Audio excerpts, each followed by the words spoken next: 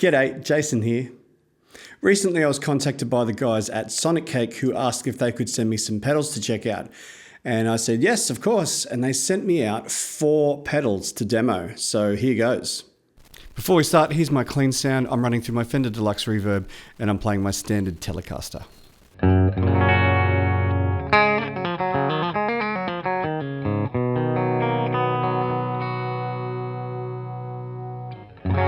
All right, no breakup at all. It's very clean.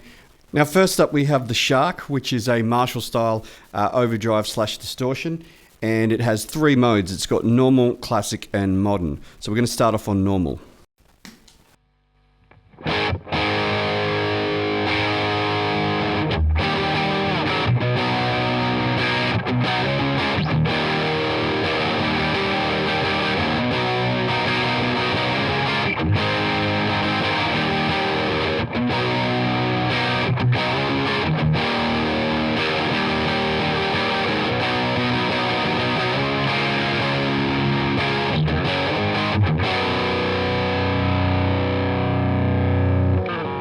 That was normal. Let's check out classic. I'm just going to try turning the gain down.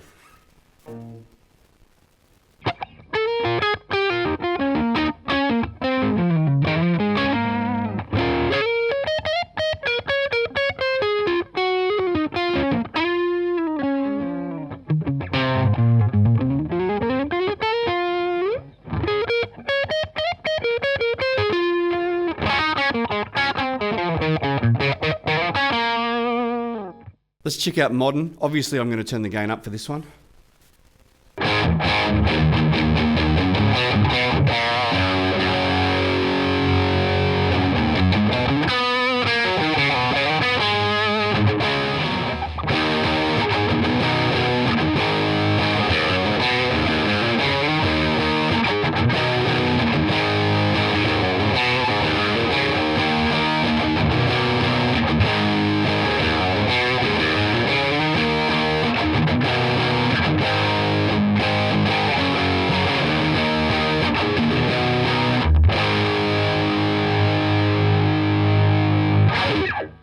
Next up we have the Rude Mouse, which is a take on the Rat.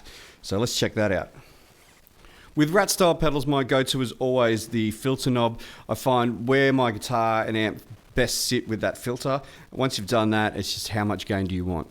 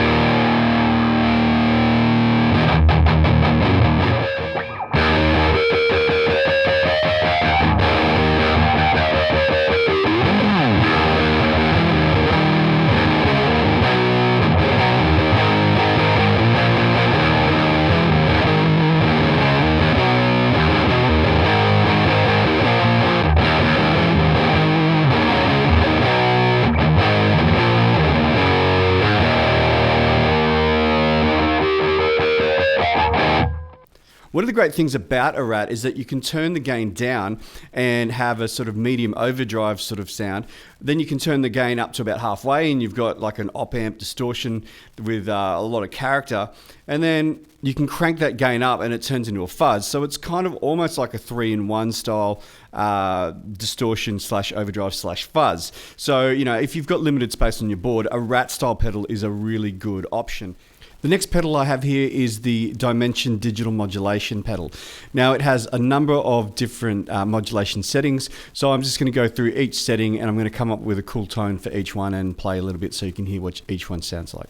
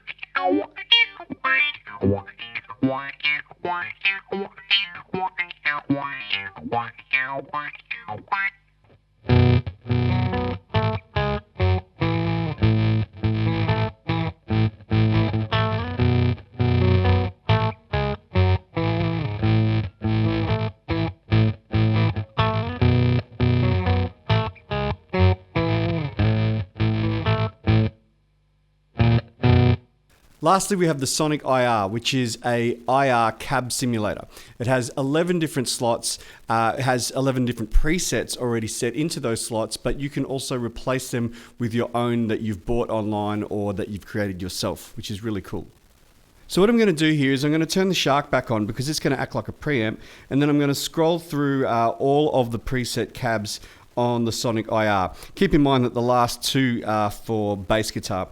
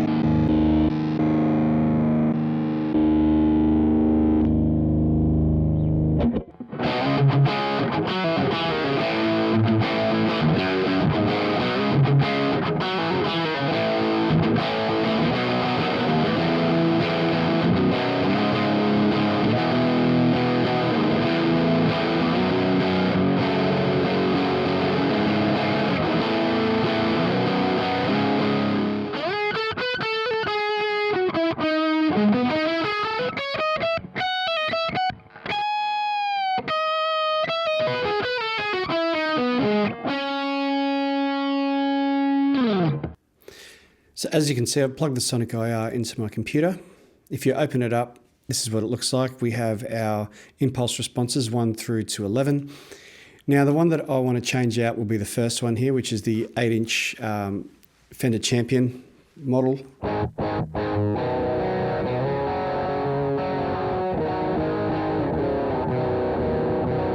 That's what it sounds like. So I want to keep this particular IR just in case I ever want it again. So I'm going to cut it out of here and paste it into a different folder. And that way I've saved it so I can put it back on there if I ever want to. I'm going to replace it with a Celestion V-Type. So I'm going to copy this.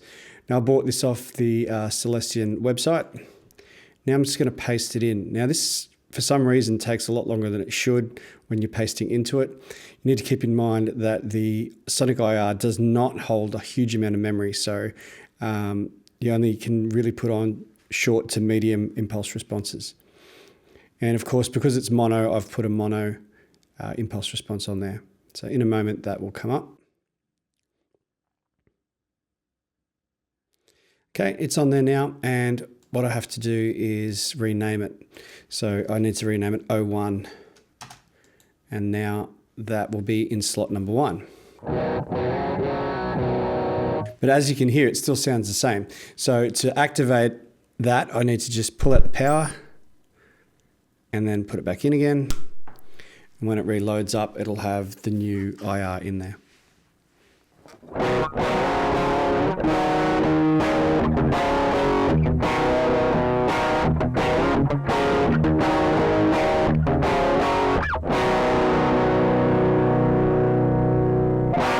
And that's how you load your third-party IRs. So the first pedal I demoed there was the Shark overdrive / distortion, which is a kind of amp-like, I think, Marshall-style distortion, and it was pretty good. I reckon I got some decent tones out of that, and you know, I thought, well, that's a decent little pedal. Until I saw the price, I checked online, and it was less than $40 Australian, which means that this is one of the cheapest pedals I've ever demoed, and you know, to get those kind of tones for that kind of price is impressive, I've got to say. So, you know, if you're looking for a Marshall in a box style pedal, well, definitely check out the Sonicake Shark. It's not bad at all. Next up, we have the Rude Mouse. Now, this is obviously a take on the Rat, and I've got to say, this was my favorite out of the lot. This was brilliant. It was so much fun to play. Everything that I played today, I made up on the spot while playing this pedal. It just inspired me to go in certain directions. It was lots of fun. So, you know, I love it how it's got classic and it's got turbo mode. I actually want to hold on to this pedal for a bit longer because it sounds so much like a Rat that, you know, I'd love to do a cheap versus expensive video and compare the two to see how similar it is to the real thing. Next up was the Dimension digital modulation pedal. Now I'm going to let you know a little secret here. My introduction to most styles of modulation came through multi-effects units. I played around with them, I read about them, and it was only after doing that I became interested in modulation effects and went out and started buying individual pedals. My favorite settings were the 2 tremolo settings on here, but also I reckon the flanges and choruses also sounded quite good, as well as the vibrato. Obviously not everything on there was sort of my cup of tea, but you know what? It can do a lot of different things, and it gives you a chance to sample a lot of things that you might not already own, and it might pique your interest. So I definitely think at the sort of entry-level end of the scale, owning something like this is not a bad idea at all. You know, would I go and get rid of any of my my modulation pedals that I own and replace it with this? No, I wouldn't. But it's not aimed at somebody like me. It's aimed at somebody who's more sort of entry-level or someone who wants to explore different sounds. And I think that's a good way to do it. Last up, we had the Sonic IR. Now, for the first 3 examples, I was going through my Fender Deluxe, but for the last example, the Sonic IR, I was just using the Shark as a preamp, and then this was acting like my speaker cabinet. Now, this gives you 11 different speaker cabinets to choose from, 2 of which are designed for bass guitar. What knocked me out about this product was the price. So IR loaders are usually, you know, fairly expensive. Even Mua, who is a budget brand, their IR loader is around $150. This is less than half of that price. So, you know, if you are looking for an affordable IR loader and you're getting all of your sounds out of your pedal board and you just need a sort of cabinet simulator to go direct, something like this is absolutely perfect for the job. You can ask me any questions about these if you like in the comments below. I've put links in the description for all 4 of these pedals to the Sonicake website. So if you enjoyed this video, please give it a like. And if you haven't already, please subscribe. You can help this channel out enormously by clicking on one of the 2 links below to the Middle Age Gear Junkie store, where you could pick up some merchandise that will definitely go a long way to helping this channel. And thank you to everybody who has purchased something from there already. I really appreciate your support. You could also join the Middle Age Gear Junkie Facebook page and post pictures of your gear and tell us what you're thinking about buying, what you're thinking about selling. You know, we'd love to know about it. So other than that, my name is Jason, and I hope you have a wonderful day. See you later.